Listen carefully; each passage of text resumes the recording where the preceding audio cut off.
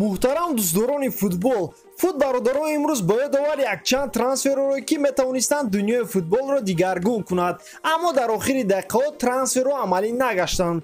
Масалан, шумо медонистед ки Криштиану Роналдо қариб ки ба Арсенал мегузашт, Лионел Месси бошад ба Реал, баъзур дар ҷои худ шинед мо бошад сар мекунем. пеш аз ин видеоро сар кардам мехоҳам фаҳмам то чанд дараҷара шумо футболро мефаҳмед. оё шумо метавонед ба ин саволи на он қадар қинди мо дар комментария ҷавоб диҳед. акнун давом медиҳем. Криштиану Роналду метавонист ба Арсенал гузарад. дар соли 2003 соҳиби дароянда панҷкарата туби тиллоӣ метавонист карьераашро дар Арсенал лондонӣ давом диҳад. ин хабарро Арсен Венгер ва сэр Алекс Фергюсон тасдиқ карданд. Роналдо ҳатто ба базаи Арсенал омада буд, аз ӯ пурсон шаведу қоил мешавад, аммо Манчестер хело рафтуомади хуб дорад бо дастаи Спортинг. барои гуфтугузоркунӣ Карлос Кейруш рафта буд ва бале бо ӯ осон буд ки бо португалиҳо суҳбат гузаронад.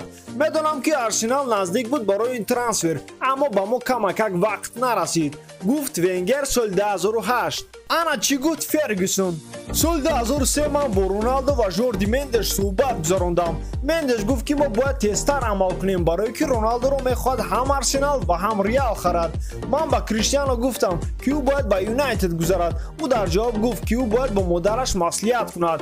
мо ҳамин қадар мехостем ки бо ӯ шартнома бандем ва ҳатто барои ӯ ва модараш самолёти шахсӣ рой кардем. мо нақша доштем ки Роналдо дар Манчестер тез мутобиқ мешавад. дӯстон, мехоҳам ба шумо хотиррасон кунам ки ин видео бо ёрии AdinXBet сохта шудааст. коэффициентҳои баланд бонусҳои гуногунро шумо танҳо аз ин ҷо меёбед. махсусан барои подписчикони канали Фут бародарон, AdinXBet бо промокоди TouchFoot барои одамони нав то 6000 рубл бонус пешниҳод мекунад дар якум депозити кардагиатон. дар ссилкаи комментария будагӣ даромада бо AdinXBet ғолиб бароед.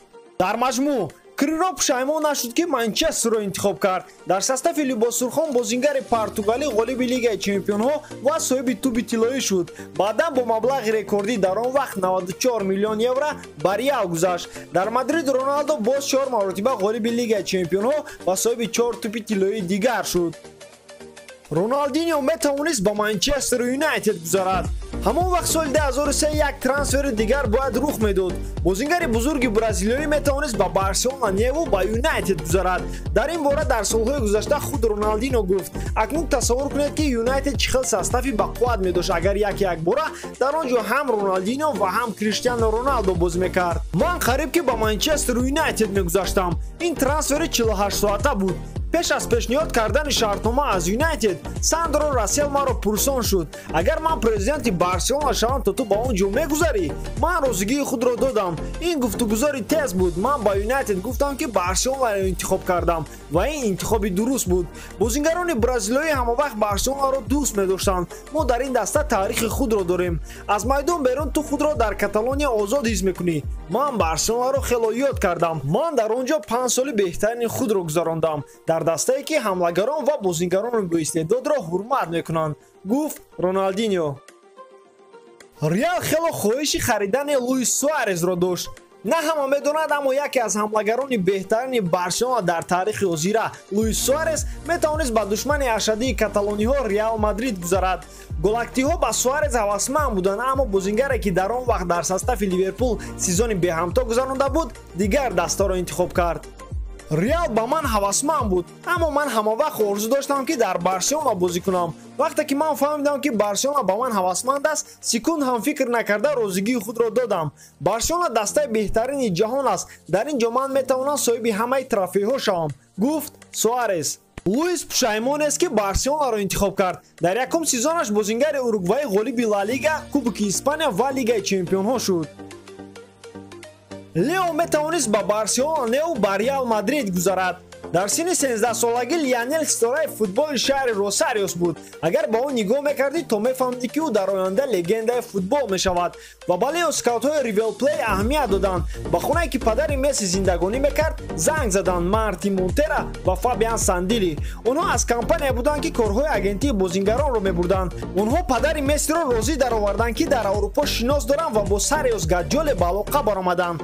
соли 2017 Гаджоле гуфт ки Месси ногаҳонӣ дар состави Каталония афтод. агар ман дар Каталония зиндагӣ намекардам, то ҳамаи чиз дигар хел мешуд. Лео метавонист ба Реал гузарад. бо сабабҳои гуногун ман ба Барселона зиндагикунӣ рафтам, аммо хело наздик будам ки ба Реал равам. Агар ман дар пойтахти Испания зиндагӣ мекардам, то Месси дар Реал бозӣ мекард, гуфт Гаджоли. Баъдан вақте ки гуфтугузор бо оилаи Месси ва Барселона дар тупик афтод, Гаджоли ба директори варзишии Барселона Карлос Решаку шарт монд.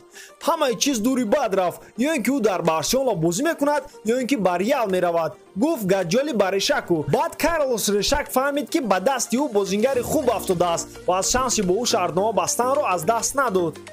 ман медонистам ки бояд ин бачаро аз даст надиҳам. барои ҳамин салфеткаи коғазро гирифтам ва навиштам ки даста ваъда медиҳад ки бо Лионел Месси шартнома бандад, бо ҳар гуна шартҳояш, ба хотир меорад Карлош. таърихи футбол метавонист тамоман дигар шавад агар агентҳои Росариос бо одами дар Мадрид зиндагӣ ҳамкорӣ мекард, на ин ки бо одами Каталония. агар боз ба дасти Карлос Решак салфеткаи коғазӣ намеафтод. шумо чӣ фикр доред дӯстон? агар Месси ба Реал мегузашт, соҳиби чанд тӯби тиллоӣ мешуд ва он ҳамон бозингаре мешуд ки дар айни ҳол мо ӯро мешиносем, агар ӯ дар Сантьяго Бернабеу бозӣ мекард, на ин ки дар Камп Nou. дар комментария фикратонро ҳатман нависед. дӯстон, ба ҳамин тамом. раҳмат барои тамошо. фикр мекунам ки ба шумо видео кардаи мо маъқул мешавад. аз ёд набаронед лайк, комментария ва дар канал обуна шуданро ва боз ба зангулача зер кунед ки то ин ки аз видеои ояндаи мо қафо намонед. бо шумо буд Муҳаммад Гаиров. хай